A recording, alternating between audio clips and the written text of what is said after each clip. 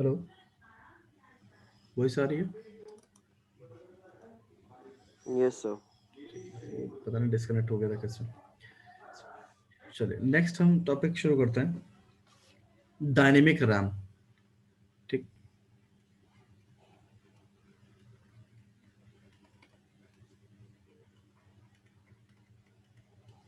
इसको बोलते हैं D RAM.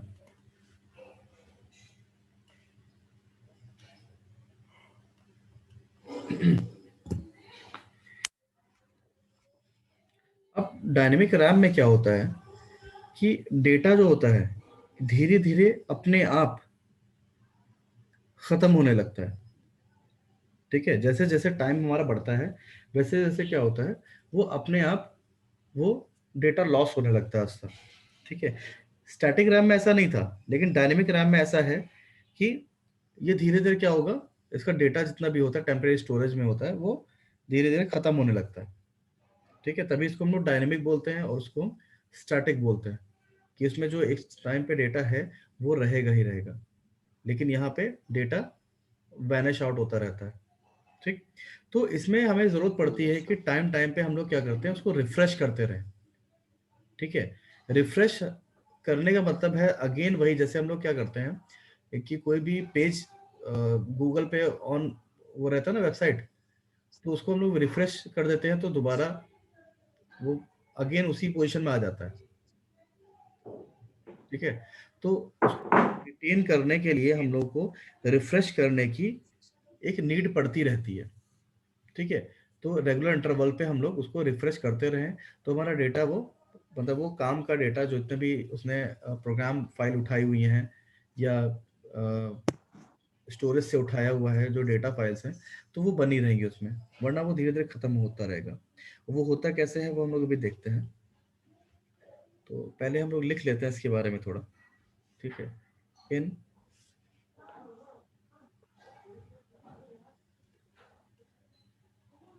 D RAM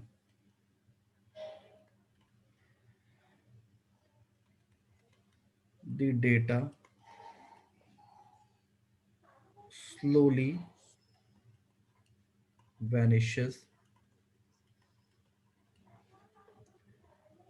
with time, so it needs to be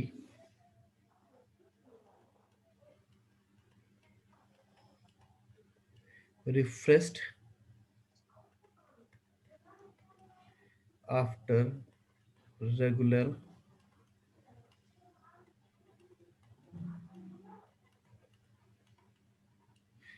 intervals, which is a major disadvantage। और इसके लिए हमें सेपरेटली एक रिफ्रेश करने के लिए एक सर्किटरी चाहिए होती है पूरी पूरी। ठीक है, एक रिफ्रेश करने वाली सर्किटरी भी हमें बनानी होती है। ठीक, चलिए एक डायग्राम देख लेते हैं कि इसका स्ट्रक्चर क्या होता है।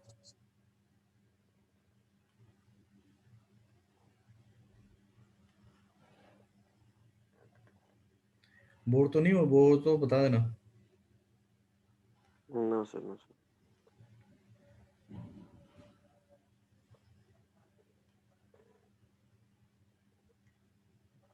इसको भी हम लोग एन मॉस से प्रिपेयर कर रहे हैं।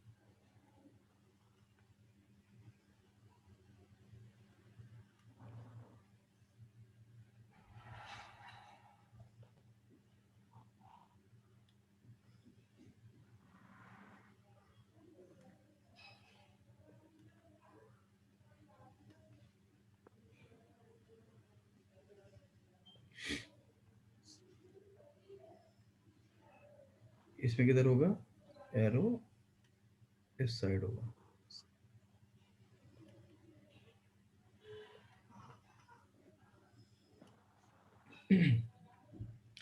ये क्या हो गई, जो गेट पे लगा है उसको हम लोग वर्ड लाइन लेके चलते हैं।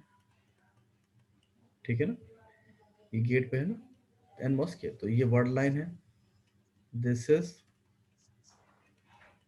Bit line. ठीक, वर्ड लाइन का काम सिर्फ इतना होता है, उसको क्या करने का, ऑन करना या फिर ऑफ करने का। ठीक है, और ये हो गया हमारा मॉस कैपेसिटर।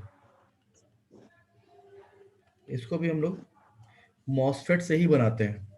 ठीक है, तो यहाँ पर जितनी भी चीज़ें हैं सारी मॉसफेट से बन रही हैं, तो इसको भी हमने कैपेसिटर को भी मॉसफेट से ही बना लिया।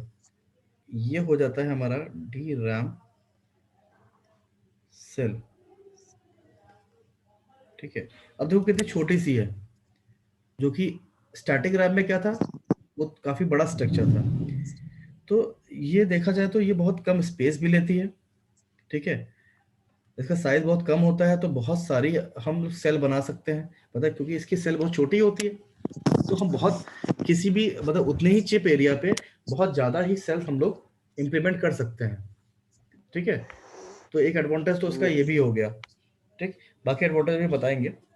तो पहला देखिए इसमें कि only one transistor and one capacitor required. एक चीज तो आपने ये देखी कि एक ट्रांजिस्टर और एक कैपेसिटर लगा हुआ है। अब वो बात अलग है कि हम बाद में कैपेसिटर को भी किससे बना रहे हैं, वो मैटर अलग है, बट यहाँ पर जो हम लोग को सामने दिख रहा है वो क्या है, कैपेसिटर और एक ट्रांजिस्टर। तो बहुत कम सर्किटरी है इसकी। ठीक है, वर्ड लाइन को हमें क्या रखना होता है, word line is equal to 1। ठीक, एन मॉस क्या हो जाता है, ऑन। जैसे ही हम लोग वर्ड लाइन को 1 करते हैं, वैसे क्या होता है, एन मॉस 1 हो जाता है। और वीसी, भाई वोल्टेज कहाँ स्टोर होगा, कैपेसिटर में। ठीक है, तो ये क्या हो जाता है, ये बिट लाइन से कनेक्ट हो जाएगा। ठीक है, जो भी यस सर। चीज जो भी चीज है, जो भी चीज यहाँ स्टोर्ड है, वो बिट लाइन से कनेक्ट हो गई। अब क्योंकि मॉसफेट में होता है, तो मॉसफेट में पहले तो उसने चार्ज कर दिया, क्योंकि जो भी हम लोग मेमोरी के यूज कर रहे हैं, वो क्या यूज कर रहे हैं, मॉसफेट को यूज कर रहे हैं, मतलब सॉरी कैपेसिटर को यूज कर रहे हैं। तो कैपेसिटर में चार्जिंग के वक्त तो सारा चीजें डेटा आया, लेकिन वो धीरे धीरे वैनिश आउट होने लगता है। क्यों, क्योंकि उसकी डिस्चार्जिंग भी होती है। Yes sir. ठीक है ना, तो यही एक रीजन है यहाँ पे कि जिसकी वजह से वो उसका डेटा जाता रहता है। जैसे जैसे टाइम बढ़ता है वैसे वैसे, क्योंकि मॉस की कैपेसिटर की प्रॉपर्टी यही होती है कि जैसे जैसे टाइम आगे बढ़ेगा वैसे वैसे उसकी डिस्चार्जिंग होती जाएगी और डेटा हम लोग लूज करते जाएंगे।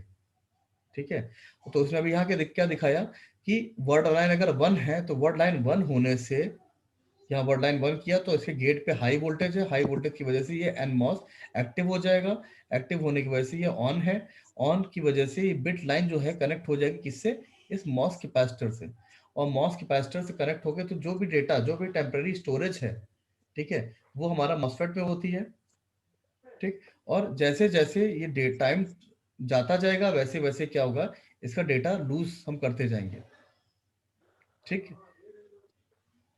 समझ गए। Yes sir. तो आज तो टाइम हो चुका है, हम अब इसको कल लिखवाते हैं थोड़ा सा। ठीक है, आज हम ऐड कर देते हैं। Okay sir. ठीक, ओके सर। चलो, ओके।